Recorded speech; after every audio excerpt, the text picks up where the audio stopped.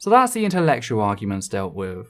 What I haven't gone over are the first 5 minutes of Woodford's video. That's because this is less about Woodford and more about the trans people he's hurting, and I thought the science being presented was more important to start with. But that's out of the way now, so why don't we turn back time to see what Woodford had to say for himself at the start. Within this video, I'm going to thoroughly break down 3 things. That being 1, the mistakes that I made within my video titled The Athletic Advantages of Transgender Athletes. 2, the mistakes that my most prominent critic, Ethel from EssenceOfThought, made within her reply. And 3, the malice motive that she and others have been, and still are, ascribing to me. Given this, there's many knots to untie, and so let's just get straight to it. This is the mistakes of many on transgender athletes.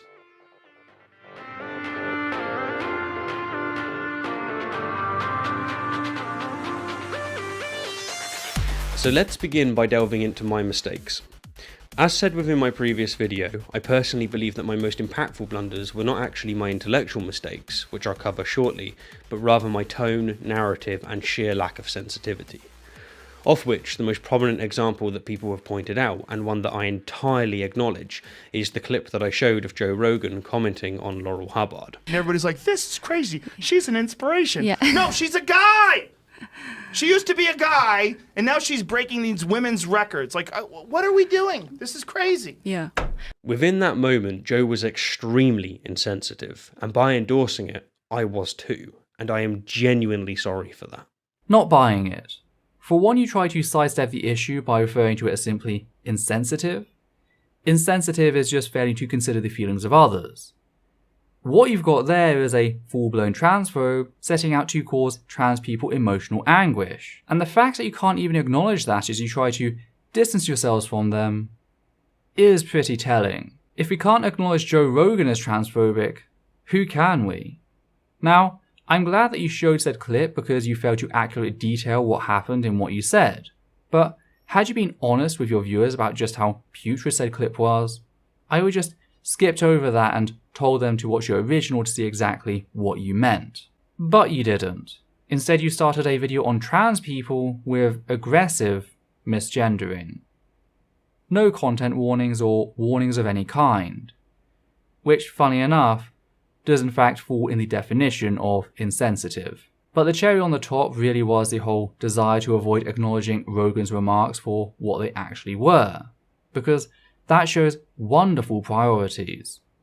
In fact, let me make something as clear as I possibly can. While I very much believed, and still believe, that there's a discussion to be had about the fairness of allowing women who have experienced male puberty to compete against women who haven't, Laurel is a woman. Period. Another major mistake that I made in relation to tone is my whole narrative. Many have pointed out that by me saying such things as, and so here we have a very real example of a young, talented woman losing a potential scholarship and career due to this issue. I painted a picture of trans women essentially stealing competitions from non-trans women, and you're absolutely right. I really dropped the ball here, and I will do my utmost best not to make this mistake again. In fact, going forward, I'll be very conscious of my narrative and language altogether, as such a sensitive topic requires nothing less. Truly, I should have known better. Now, I'm going to move on to my intellectual mistakes. Hang on a bloody second. Aren't you forgetting something? Namely this. And I'm convinced that unless quickly rectified, this will kill women's sport. I don't want to see the day when women's athletics is dominated by Y chromosomes, but without a change in policy, that is precisely what's going to happen. This is not just some minor thing you can forget. These are the clips I keep going back to in every one of my video responses to Woodford. It's the first clip of yours I showed in my original response.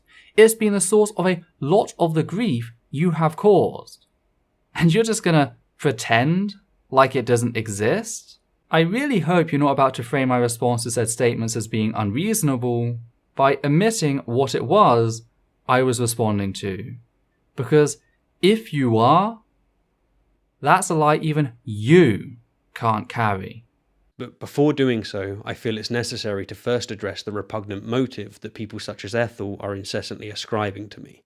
As while I accept and truly appreciate many of Ethel's criticisms, I don't want to give the impression that I also accept the assertions of malice that she laces each and every with. Oh dearie me, the ultralight man is here to teach us about his fears for women's sports. So what says he? What beckons the end of athletic womanhood? Of course, Stephen Woodford from Rationality is jumping on the anti-trans bandwagon. Because when the Bible thumpers are too busy to blame us for every natural disaster on this planet, the trademark skeptics step up to claim that we're destroying Western civilization, piece by piece. My motive and position was never, as Ethel and others have asserted, to attack trans women and their, quote, place in public. Just as it means to attack trans women and their place in public. And I certainly wasn't trying to, quote, cash in on a far-right paycheck. Taking up the pussy hat at the whiff of a far-right paycheck amused me. Because Woodford's personal beliefs aside, that is who he caters to these days with his soft on Shapiro videos. What's more, I never said that trans women should be excluded from sports. If trans women are excluded from said sports, as he argues they should be, I never called for the removal of trans rights. And the way he used this to argue for the removal of their human rights, he was calling for the removal of trans people's human rights. Do you want to know what's especially interesting about this segment? It's the clips he used and how he cut them up. Name the bit where I refer to him as alt-light man and the pussy hat remark. You see, Woodford presents these two clips as different cases, even though they're both next to one another.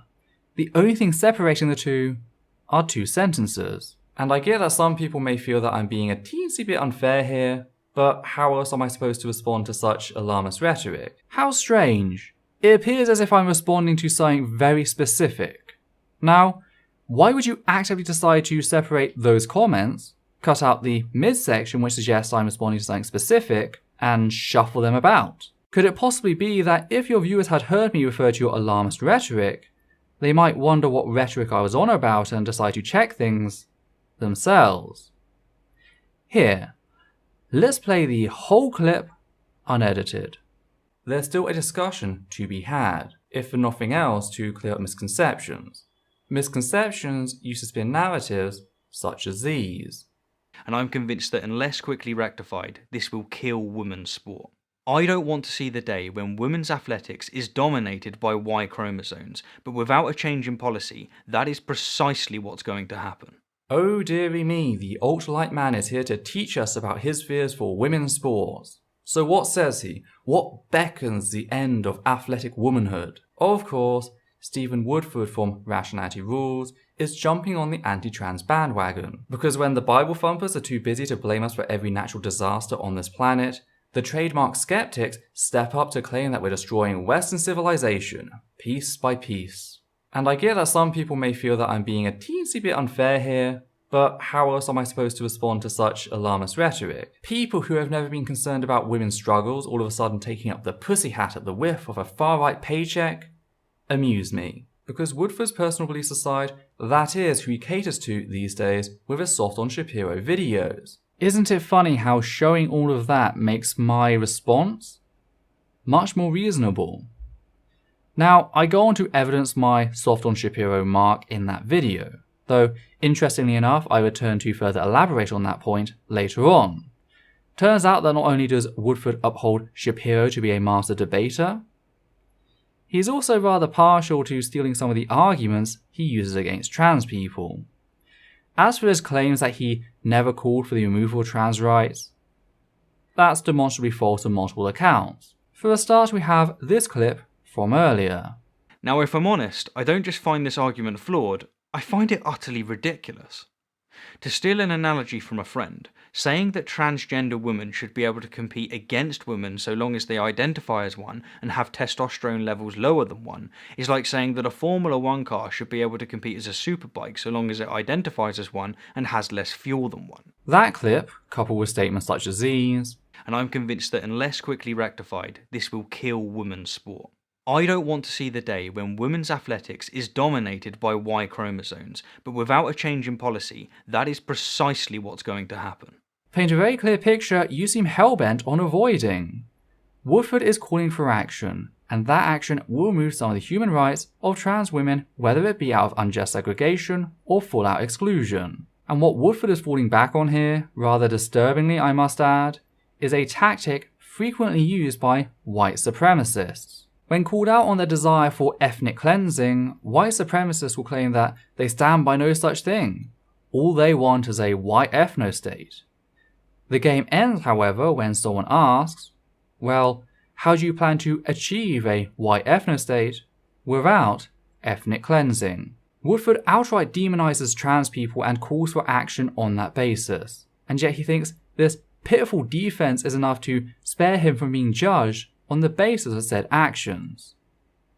It really isn't. Also, I responded to this defense in my very first video following the "as a means to attack trans women and their place in public" remark. If we could just show that quickly. So not only is Woodford's point here completely irrelevant to trans women on HRT, it actively harms cis women. It acts as the basis upon which their rights listed at the start of the video are violated. So concerned for cis women and women's sports are the people who make this argument that they're willing to steamroll the rights of cis women in said women's sports, just as a means to attack trans women and their place in public. And I get that Woodford claims, This debate, this video, is about women's sport and what constitutes fair competition.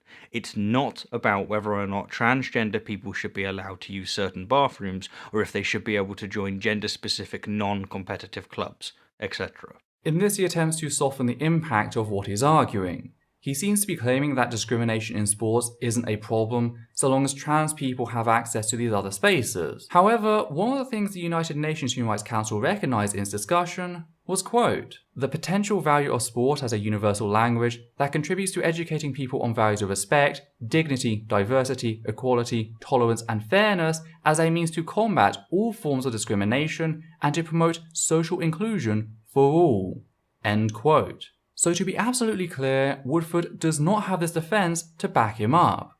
Sports participation and by proxy who does and who doesn't get to compete has an impact. Therefore, attacking said participation is just one more way for the willfully ignorant to dehumanize both trans and cis women. But let's move on to the rest of his evidence. Isn't it interesting how you just ignored the part where I went on to discuss how, in spite of your protest, this very much is a human rights issue? And also notice the difference in how we act. When I see something in your video that I think kind of links back to another point I'm critiquing, I will go out of my way to bring that in and discuss that in light of it. You meanwhile will actively cut out parts which are relevant and ignore them. That's the difference between you and me. Now maybe you didn't realise that this was a human rights issue when you first made your video, but it is a point I've laid out in each response I've made since. And your active avoidance of that point and many others I've raised is exposing yourself to not be acting in good faith. You're not here to discuss the issues laid out. You're here to avoid them where possible. I didn't blur any critical information in my ACA video. And you know what? You are correct. I messed up there. This is my editing window and it doesn't exactly show text well.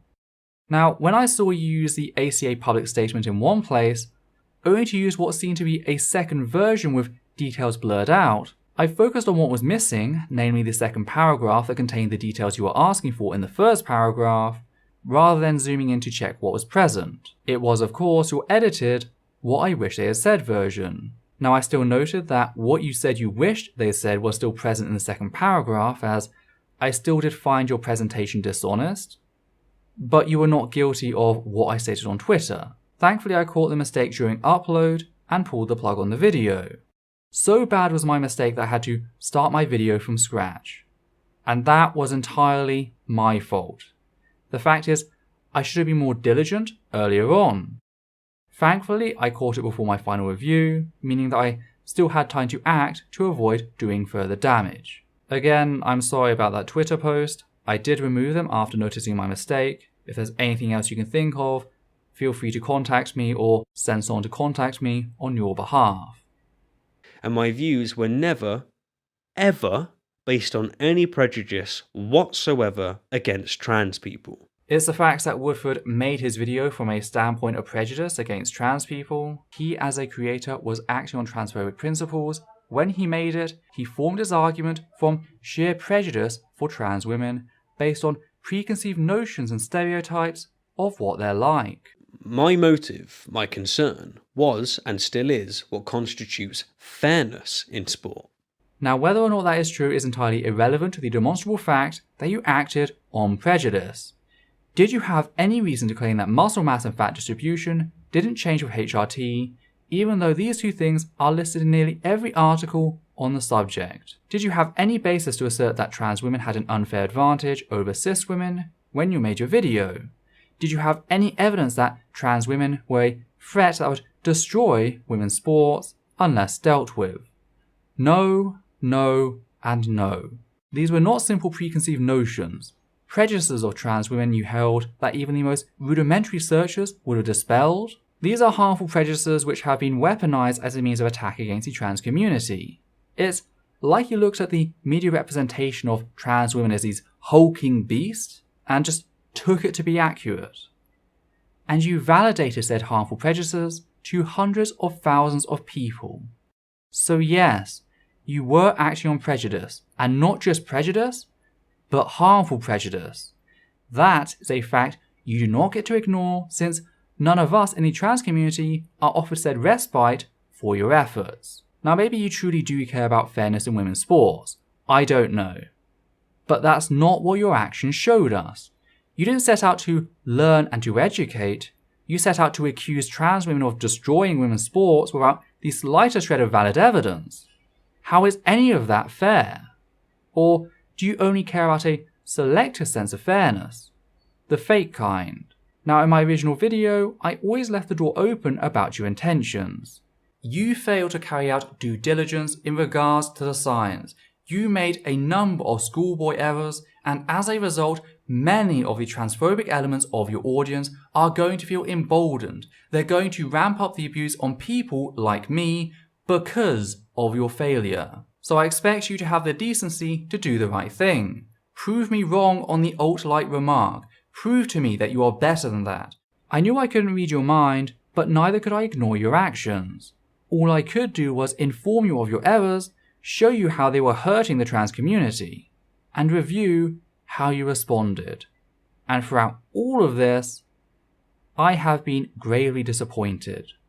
Not by your motives, by your actions.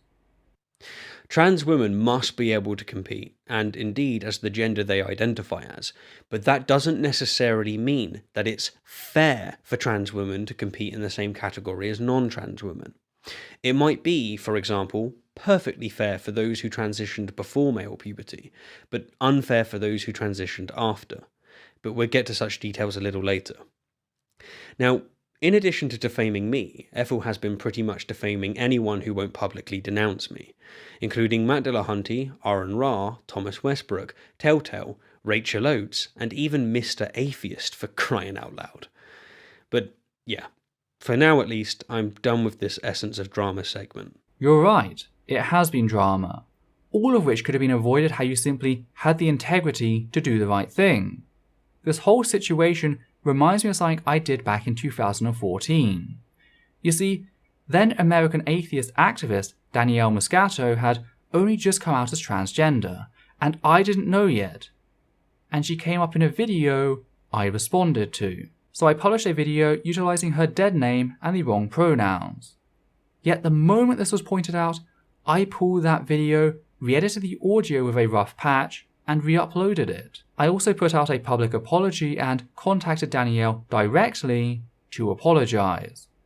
As it turns out, it's now one of my channel's most popular videos, but at the time I didn't know that. I knew most people who had already watched it and interacted with the original wouldn't return.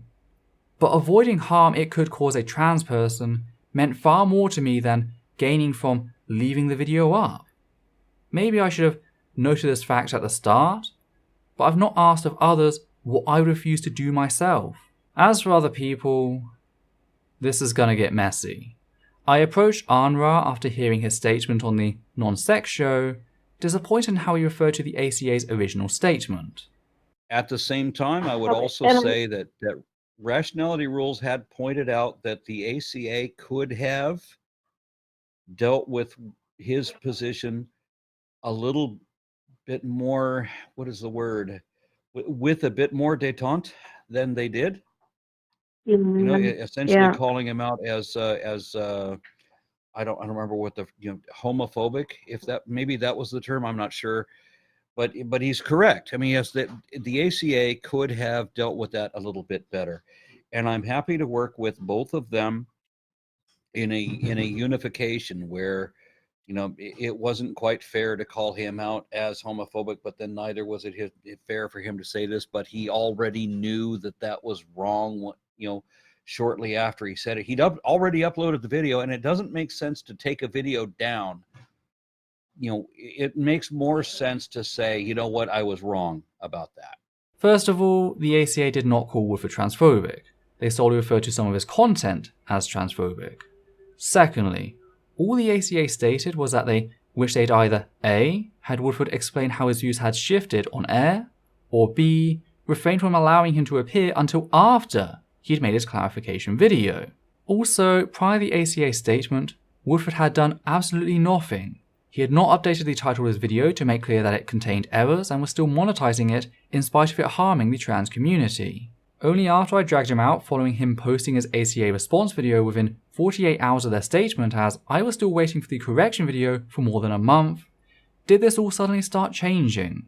He waited for more than a month as his video went from 100,000 views to more than 200,000 views before taking the most simple steps to showing he was genuinely aware of the harm he had caused the trans community. And all the things he could have done, whether it be unlisting, privating, deleting, changing the title, demonetizing, or recording a short clarification video on his mobile, could have been done at any time.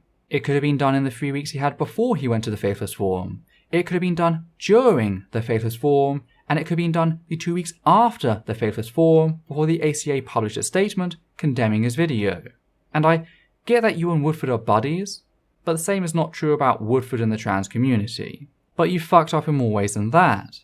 You were willing to claim that the ACA ruling Woodford's content was transphobic was unfair, when you later admitted you still haven't watched the original video. And I get that it was a phone call question, but you always have the right to say, I don't know enough about the situation to comment on it. Also, AronRa, just to be clear, this trans person cared enough about what you were saying to come to you personally to talk about the issue. I've admired your support on feminism and indigenous people for a long time, and I thought that maybe you'd like to lend an ear to the trans community. I was proven very wrong. The cis-white segment of the atheist community cares more about cliques than it does accountability. Now, I'd also like to take time to respond to this short clip from Kyle. Rationality Rules has done a lot of videos. I've seen, like I said earlier, I consider him an ally. He has done so many pro-LGBTQ videos. Kyle, first of all, he's published one video supporting gay people as a critique of Islam. Secondly, cis gay men are not the spokespeople of the various groups found inside the LGBT+ umbrella. Woodford is not a trans ally. One can still support gay people and produce transphobic content. Hell, you can be gay and still be transphobic. Just look at the history of Stonewall as I went over in my response to Woodford's ACA video. And since we're talking about the non-sex show, it's time to deal with the crayfish in the room. Whilst they have an actively transphobic host like Steve McRae, we can't trust them. It's just toxic, just like so much else in the community. And you can tell trans people to keep drinking, but we've seen the water. And that's why MrAtheist got dragged into this whole thing. A support group founded by ACA walkouts and those still inside who disagreed with the shifting stance, created a list of people either supportive of Woodford or affiliated with groups that were. Just as a precautionary, keep in mind this relation. Because as we've seen so far with others involved, loyalty often comes before accountability. None of these people were listed as transphobic, there were no calls for blacklisting, but I have to ask, if you know a member of a show you work on is transphobic and yet you continue to promote said show, how is the trans community supposed to view that? And I know that MrAtheist refuses to do shows with McRae, but he still drives traffic to his show. And whatever he might be doing in the background, something he brought up with me, the fact remains that all trans people have to go on is what he does publicly. And people such as myself do see a disconnect between how he responds to theist and how he responds to atheist on these matters. So it starts giving off this fair weather impression of supporting the trans community. And that is already a common experience for us, so it's not that unusual. And this wasn't helped by the way that he repeatedly stated that he was disappointed in the way that both sides had handled it, failing to give any specifics on what the trans people trying to hold Woodford accountable for his transphobic content had failed at. This vagueness made it appear like a general bad on both sides argument, which is a form of tone policing. The idea that whilst he supports the cause, he does not support the direct action involved, the direct action taken by trans individuals. Which is why I tagged him in on the Martin Luther King quote, which discusses that. See, this idea that the trans community's anger caused by Woodford's content can be put on the same level as said content is insulting. And when you couple that with everything else, it doesn't paint a very supportive picture. And that's how we reached where we are now. Beyond that, what's left to add? Woodford messed up on muscle mass in the exact same way he did hemoglobin. He tried to shift responsibility for his anecdotes onto me when I gave further details on them to show his confirmation bias. He actively edited what I said to present my position as weaker and less reasonable than it actually is. And he still continues to refuse to take any actual responsibility for his actions. In all, Woodford took 2 months to put out a video which, by many accounts, is far worse than the original. At least with his original he didn't have practically all the information and all the do's and don'ts supplied to him beforehand. This time he doesn't really have that excuse. Either way, I'm glad that for the most part, my work is done. I will of course wait to see what Woodford puts out in future. Hopefully he can start reading those studies correctly. But what do you lot think? Has Woodford corrected his original video, or was this one just another failure? What do you think about all the times where the place he cut me off affected my argument? Deliberate or accidental? If accidental, how do you account for the frequency? Did I miss something you lot noticed? If so, please leave us a comment down below. As always, please check out our other videos. You can also support EssenceOfThought by Patreon, and in doing so, help us reach our goal of becoming ad-free. We'd just like to say a big thank you to everyone who's already given to the channel, giving a special thanks to the following people: Hannah Banghart, Matthew Kovac, Brad R, McGay, Amit Devvodny, Muriel Zeebelstreif, John Schoenrock, Daniel Martinez, Robert McCallan, Sam Braxton, Evan Heimber, Alexander Williams, Atlas5, and Jennifer Hiller. And from myself and Adita, take care now.